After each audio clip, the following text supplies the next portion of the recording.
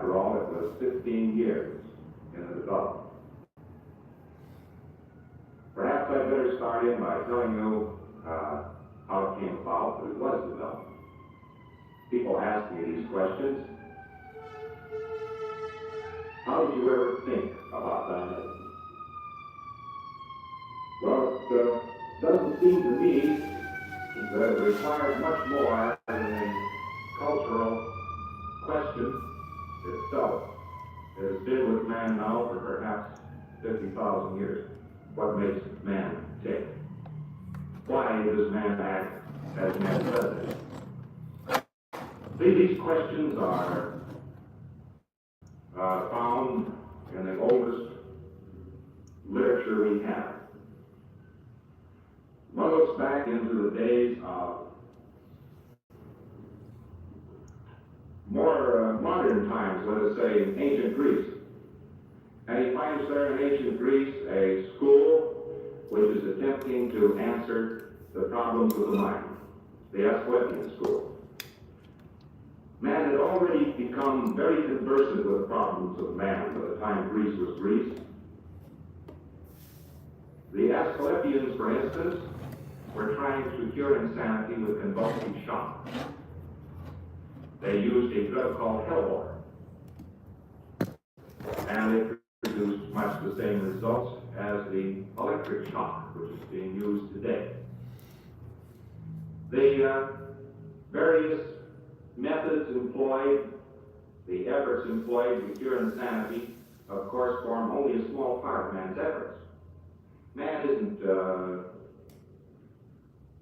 wholly concentrated upon insanity. In Dianetics, we certainly aren't concentrated upon insanity or neurosis or even psychosomatic illnesses. We're trying to do something about the activities of the normal man, something about conditions which in the world today are considered to be normal conditions. For instance, it's quite a normal thought that the Russian people have a perfect right to atom bomb the United States, and we in the United States, it doesn't give us any great shock to think of killing off a few million Russians with atom bombs. I mean, what we conceive to be the normal course of affairs is very far from optimum. Dianetics is mainly leveled at the solution of the problems of man's activities, not just at the problems of his psychotic and psychosomatically ill brethren.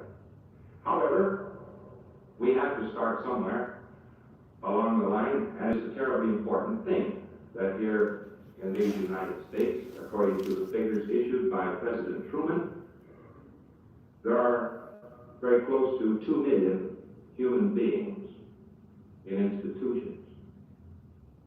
There is another 500,000 human beings in criminal institutions.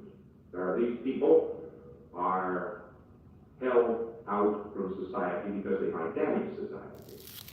And so we have to start along this lowest echelon. Then I believe you will agree that the people are not as healthy as they might be. We have such things as the common cold, we have arthritis, bursitis. Everywhere we look, we see glasses on people's noses. The current level of health in the society is not what you might call optimum. And it is at this stage of attack against aberration that we find our main objective to be mental and physical health. I merely wish to bring to your attention, however, that this is not the end product of Dianetics. Now, man has been thinking for an awful long time about man. I was in the audience when I was very young. Of course, I was very a kid. I wasn't thinking about deep philosophical problems. But I had a lot of friends. Such a friend as Commander Snake Thompson. It's very interesting, man. He signed his name Thompson by drawing a snake over the top of the teeth. He was quite unique. I think the man is still very well known by repute in the Navy today, but he has been dead, I regret to say, these very many years. He had studied under Sigmund Freud, and he found me a very wide-eyed and wide-eared boy. He had just come from Vienna, and his mouth and mind were full of associated words, libido theories, conversion, and all the rest. Out into the Polynesian group, and he had dug up ancient skeletons of a race nobody had ever suspected existed before. He had served as an intelligence officer in Japan during the First World War. He did his job so very well that he was court-martialed. The old man had a tremendous influence upon me, and I'm sorry that he is not alive today. I was brought back by my father very summarily from my wanderings. I had neglected to go to high school.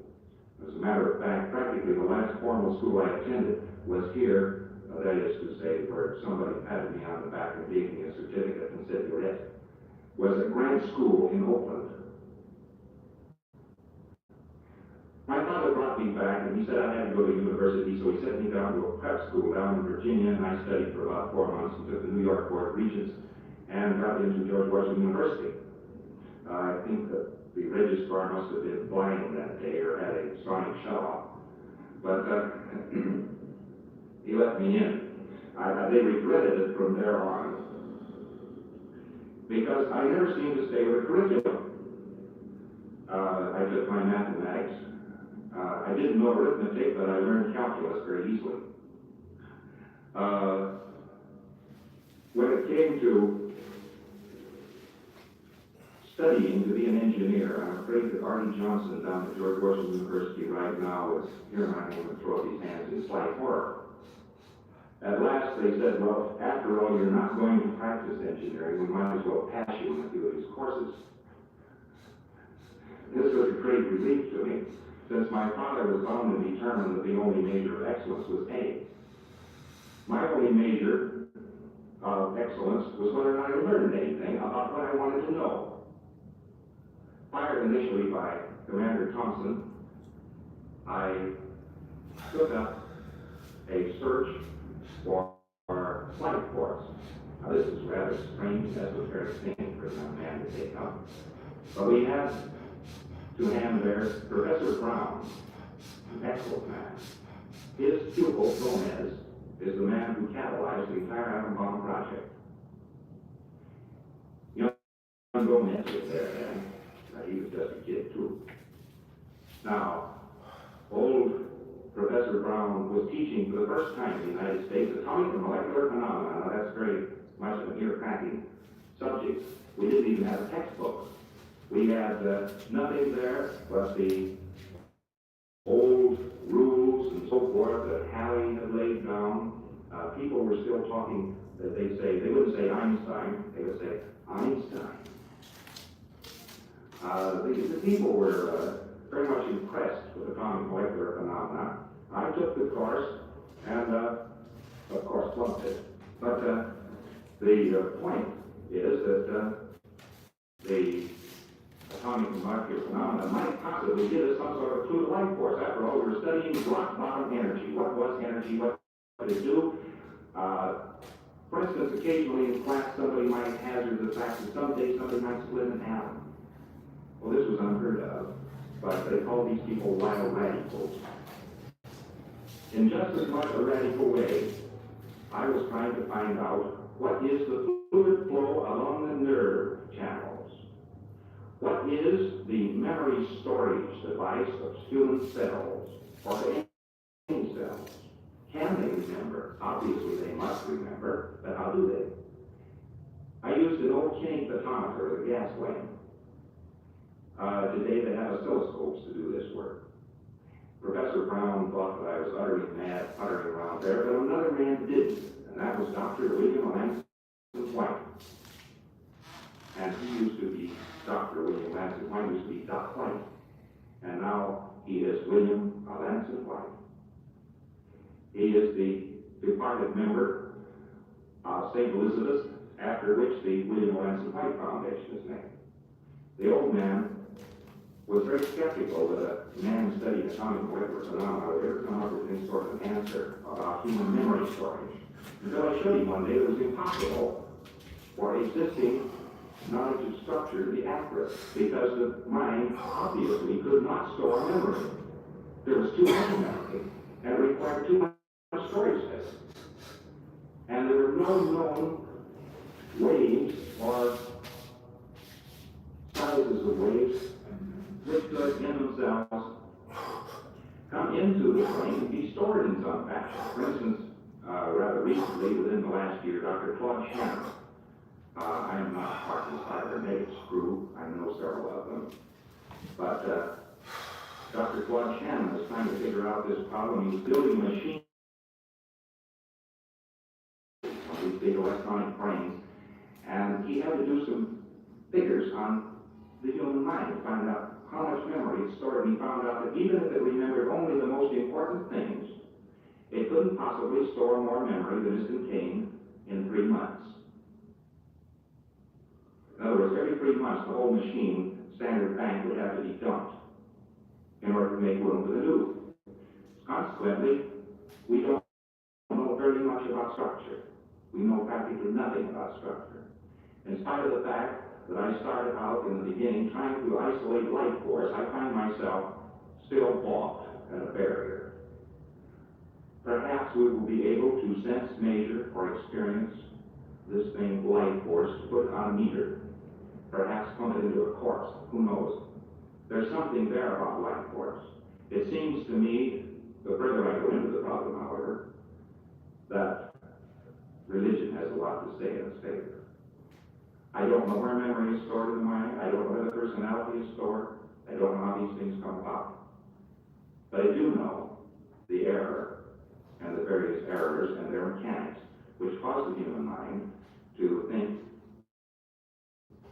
incorrectly, aberratedly.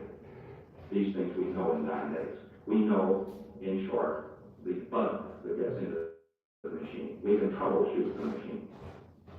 There is the state of Dianetics at the present time. That falls far short of knowing all there is to know about man. But I believe that it is far in advance of what we did know before.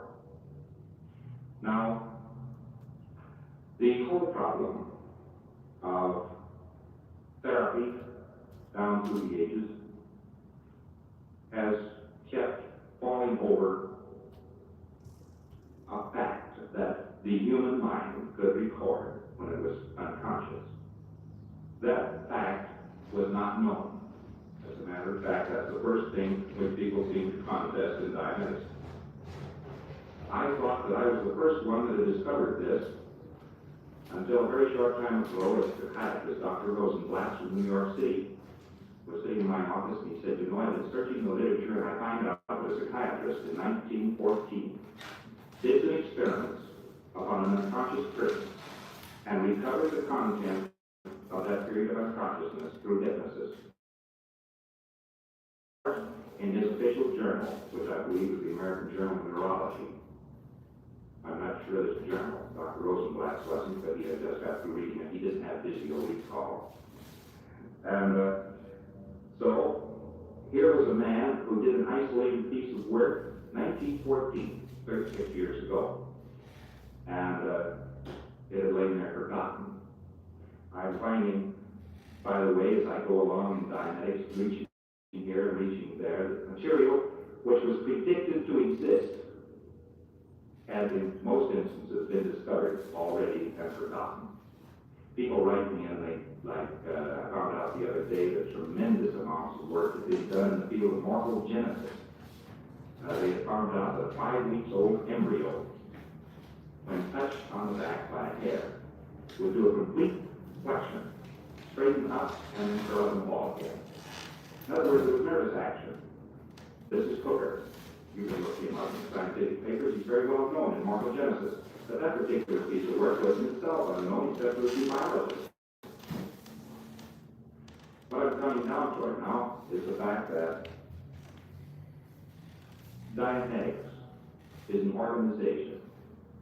It is an organized body of knowledge. According to scientific definition, a science is an organized body of knowledge which, proceeding from certain definite axioms, is able to predict knowledge, where, when you look, knowledge will be found.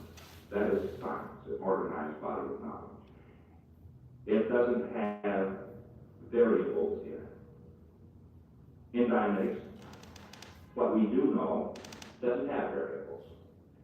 Therefore, we can call it quite legitimately a science. But out in advance of it is a tremendous field, as yet utterly unexplored, of philosophy. Philosophy, one might say, is the great unknown of knowledge. Science, as we'll grant after us, is the advancing front which is catching up with philosophy. Philosophy always seems to lose ground, science always seems to gain ground. Dianetics came straight out of the realm of philosophy, actually, since none of these facts could have possibly have been integrated. None of them could have been, if we had not had a central pivot on which to hang them. And that central pivot was the word survive. It seemed incredible to people that man could only be surviving until one begins to realize the utter abundance necessary for survival. It isn't enough, you know, to raise 1 bushel of wheat per month if one is only going to consume 1 bushel of wheat. One has to raise enough bushels of wheat to take care of all emergencies, and if he raises enough, then he survives. But raising enough wheat and having a great enough abundance would in itself be a pleasure. We find out that survival then proceeds into pleasure, that infinite survival has an organism, a personality, a spirit, however it is that he survives through his children. That is a pleasure, and the attaining of that goal is a pleasure. The act of trying to attain that goal is a pleasure. On the other side, non-survival, we have pain. Pain, the warning light that says, don't go in this direction any further because there lies death. In other words, the lightest one could be with infinite survival for himself, for his children, for his group, and for all mankind. And the longest one would be dead. It works out into a simplicity. The basic mathematics of Dianetics are actually considerable. They are causing a considerable headache right now to a mathematician, a graduate mathematician from Columbia, who is going over my notebooks and finding arithmetical errors in there, and was trying to integrate it and had to study topology in order to integrate it further, because the work is done with symbolic logic, with transfinite particles, and topology. It leaves an enormous distance, but actually, when you look at the whole problem, the distance is hardly gained. We have advanced a few inches, perhaps, into the great unknown of philosophy. Out there, still waiting for me particularly, because I've really been looking for this for a long time, is life force. What is it? In the problems of Dianetics, then, we now have at hand the captured territory. We know that man, because this can be subjected to very definite laboratory proofs, that a man, when rendered unconscious by anesthetics, injury, illness, delirium, that man records everything which goes on around him. He has an analytical mind. We can call this as well the conscious mind. The only trouble with calling it the conscious mind, though, is that the conscious mind is the only mind which is ever unconscious. So we better call it the analytical mind and be a little bit closer to our late Count Korzybski, whose work is used in Dianetics, as whose work isn't. The analytical mind then shuts down, and what we call the reactive mind, although we might as well call it the unconscious mind, although again, calling it the unconscious mind is rather bad, since it's the only mind which is always conscious. The reactive mind, then, is comparable to that thing which, well, Freud and others were looking into and trying to get past the censored Torah. We don't find any censor there, all we find are these recordings. Now, once we know of the existence of this mind, and know its modus operandi, we can do tricks with the human mind. We can make it run more efficiently. We can enhance and preserve the native personality of the individual, and more importantly, the reactive mind content has a perceptive which the conscious mind, the analytical mind, doesn't have. And that perceptive is pain. That is the essential difference between these two minds. They are separate minds. They react biochemically, independent of each other. It's interesting how fast we go in dynamics and how far these things extend. They do extend very far, beyond where we chopped off dynamics, where I had to cut it off in order to write the book. That book, for instance, is dynamics as of January 1, 1950. This is September 1950. And in these intervening months, so many things have been discovered, integrated, and so forth. So although all the facts that are represented in that book are quite true, quite critical, the therapy works, we have gone way, way, way beyond.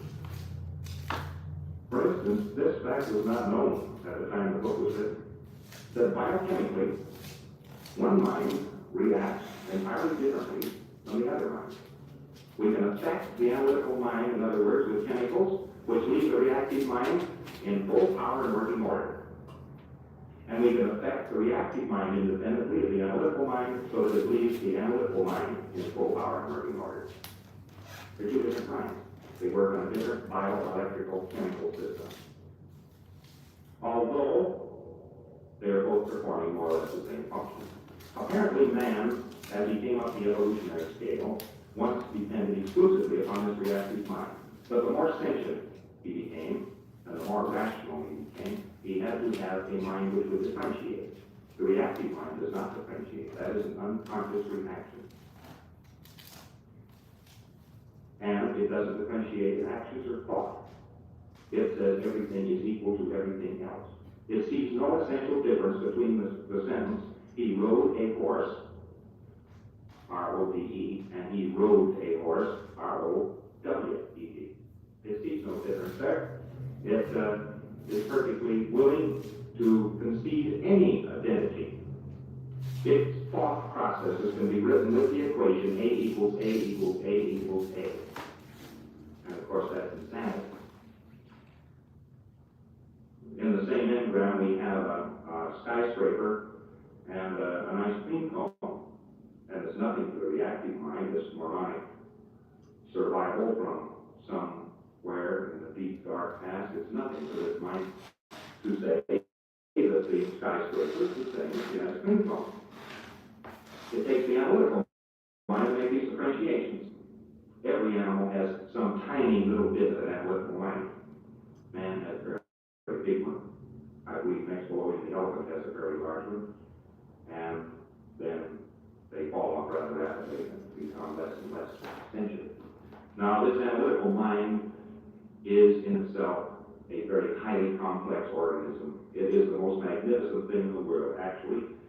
If we try to duplicate the analytical mind by building one out of electronic tubes and wires and dynamos, we would wind up with something which required as much power to run as the city of New York requires to be lighted. To cool such a machine, it would require as much water to cool it as flows over Niagara Falls. And in addition to that, if it were made at vacuum tubes in it, $1 million worth of vacuum tubes, each tube would cost 1 cent a piece. The total time it could run would be about 18/20th of a second without a breakdown. This just to accomplish what you do every day. Think. To pose the problems to resolve them, to imagine, and to solve the various problems related to your own lives and survival. Every day, you're using a machine which is built by electronics to be that big, and yet your machine's portable. And so it happens then that we really can't call this thing a machine at all, and it isn't a machine. It is something so vastly wonderful that when we try to reduce it to machine terms, it immediately goes astray. You know, many of my engineering friends are fond of saying, oh yes, but the human mind makes lots of mistakes. The analytical mind itself does not make any mistakes. It gets its solutions on the data it has. Its solutions are no better than its data. But it makes a verification, makes no errors. And that's quite a computing machine. We don't build any computing machines that good, as far as accuracy is concerned. But the reactive mind, unable to think, lying on a substrate of this, can act against the analytical mind like an adding machine would act if you always held down a 5. Let's take a computing calculator, and you will put on the computing calculator 1 times 5. The proper answer is 5. But supposing we had an electronic short in it, and it's always multiplied the answer by 5. So we say 1 times 5 equals 25.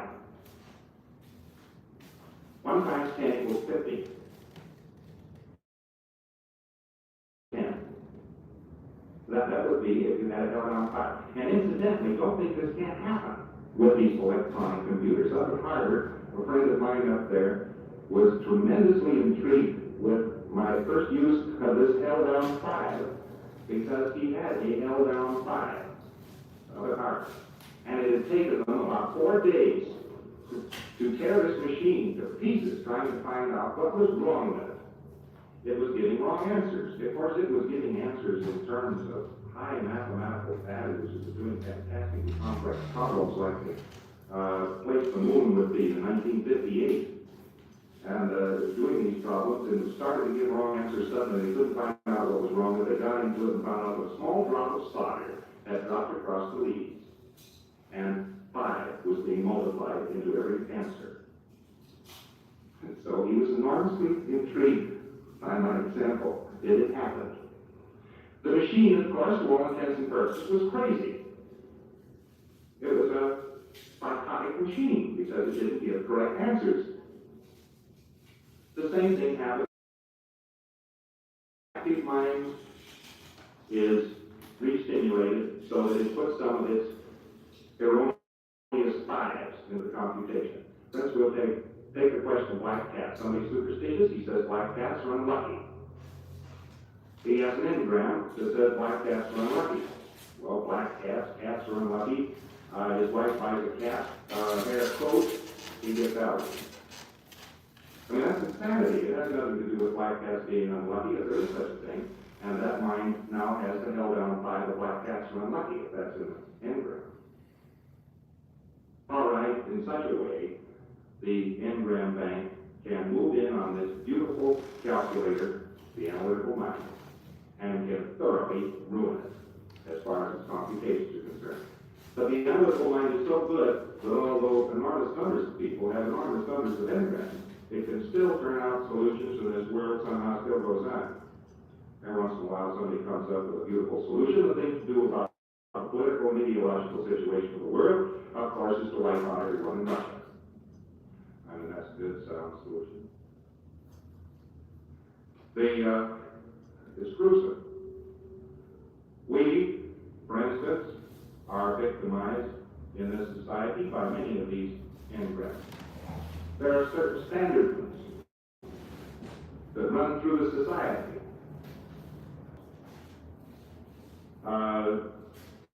There is no place in the world where something which is moral here is not immoral there.